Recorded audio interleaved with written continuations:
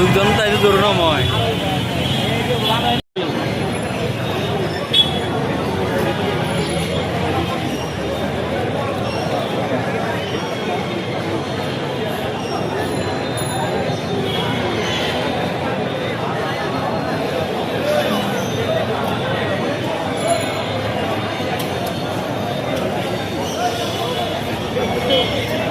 এটা আসলে করা উচিত হয়েছে কিনা, আর ইউনিট সরকার যে সিদ্ধান্ত নিয়েছে এই সিদ্ধান্ত আপনারা সাধারণ মানুষ কিভাবে দেখছেন? যে যে মানে যে পাপ করবে তার পাপের কিন্তু ফল পাইতে হবে, ঠিক আছে? শেখ হাসিনা যদি তার পাপ করে থাকে তার ফল পাইছে, ঠিক আছে? যাই দলের ভিতরে হাইব্রিড ঢুকছে, তার কিছু হাসনাত আব্দুল্লাহ খান, তারপরে যে সার্জিস আলম খান, এরা সব আওয়ামী লীগের ভিতরে আসছিল। হাইব্রিড ঢুকে ওরাই ওই মনে করেন মানুষকে ওই সময় মারধর করছে, ওই যা করছে আওয়ামী লীগের উপর।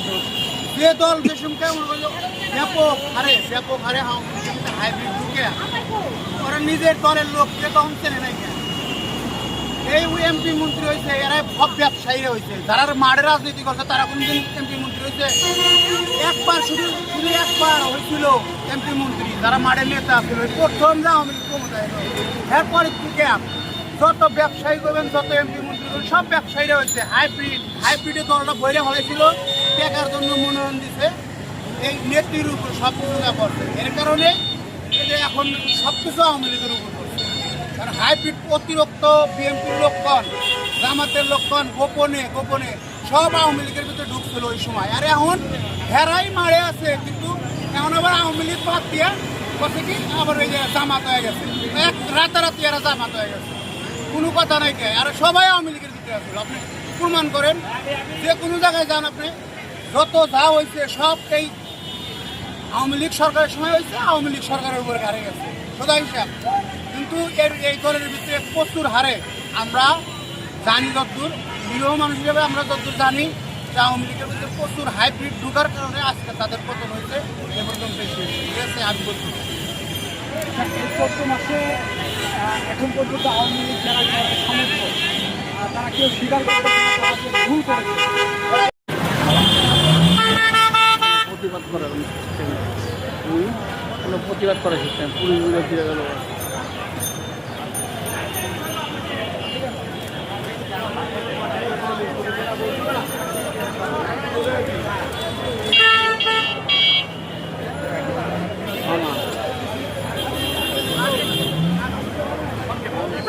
বাইরে এলাম মাথার কারণে, মাথা ব্যথার কারণে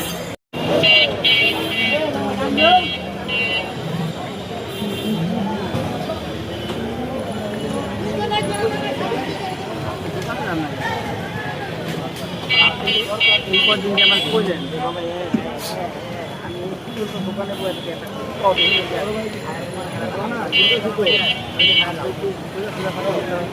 সাথে লিস কালার লেগে ভয় পান, আপনি তার আপনি বুঝতে পারবেন না। আমরা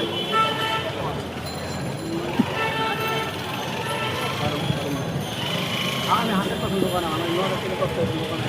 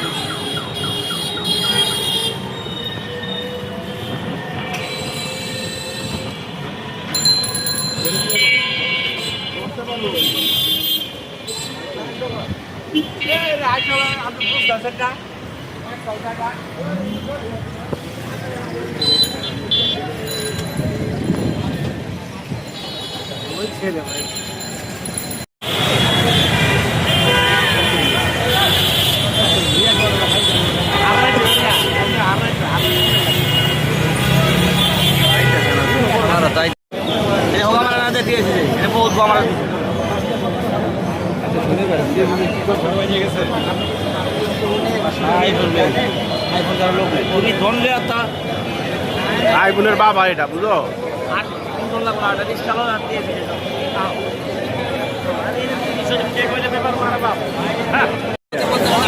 আমাদের এখানে সাধারণ মানুষ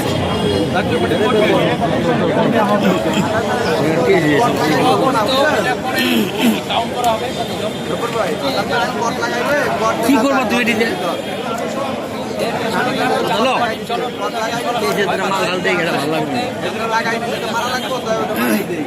এত লোক সমাগম দেখার পরে তাদের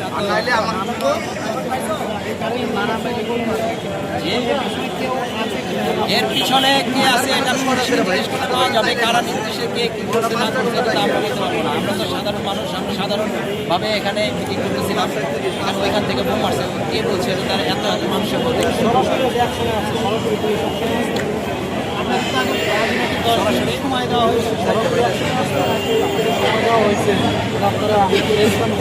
আমরা তো দেখলাম হঠাৎ অ্যাকশন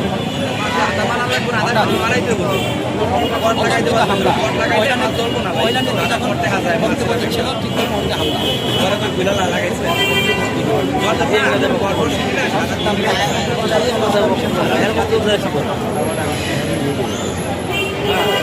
সরকার এবং আপনার ফ্যাসিস্ট সরকার, শেখ হাসিনার সরকার, তাদের যে রাষ্ট্র পরিচালনা, তাদের যে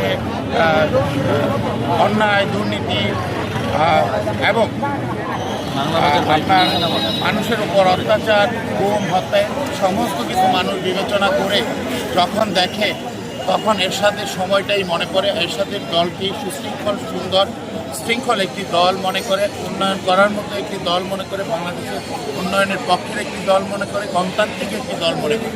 তাই আজকে গণজোয়ার সৃষ্টি হয়েছে জাতীয় পার্টি।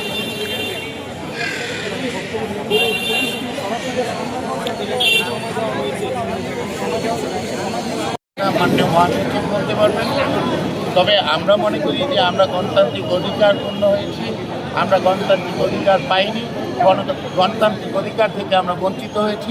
আমরা গণতান্ত্রিক মানুষ, গণতন্ত্রমানা মানুষ, আমরা এখানে একটি মিছিল করবো, একটি মিটিং করবো, একটি কর্মী সভা করবো, এটাই তো রাজনৈতিক দলের স্বাভাবিক কর্মসূচির আওতায় থাকে। আমরা সেই স্বাভাবিক কর্মসূচির মধ্যে থেকে যে প্রোগ্রাম করা বা চলা অবস্থায় আমাদের উপর যে হামলা হয়েছে, শুধু পুলিশ না, অন্যান্য দিক থেকে দেখেছি যে সন্ত্রাসী হামলা হয়েছে, কিছু সন্ত্রাসী আমরা দেখেছি জাতীয় পার্টির নেতা কর্মীদের উপর হামলা করেছে। আমরা একে বলতে পারছি না, আমি যেহেতু কারো সাইনবোর্ড নেই, আমি তাদেরকে সন্ত্রাসী হিসাবে আঁকি। আমার জানা মতো তো অবশ্যই অনুমতি, এত বড় একটু অনুমতি না নিয়ে বলছে আওয়ামী লীগ প্রোগ্রাম করছেন, এরকম দেখেন, আওয়ামী লীগ নিয়ে প্রোগ্রাম করছি, আওয়ামী লীগ বাংলাদেশে আছে। আমি যদি আপনাকে বলি যে আওয়ামী লীগ বাংলাদেশে আছে, জাতীয় পার্টি কখনো কোনো রাজনৈতিক দলের শক্তি সঞ্চয় করে না, করেনি, করবে না। সুতরাং অন্য কোনো দলের শক্তির প্রয়োজন জাতীয় পার্টির হয় না, হয়নি, হবেও না। অগণিত লোক আহত হয়েছে, আমরা একজ্যাক্ট সংখ্যাটা বলতে পারছি না।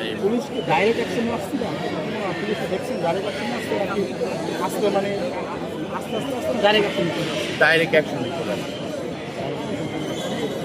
যে ঘটনা আমরা একটু বলেন।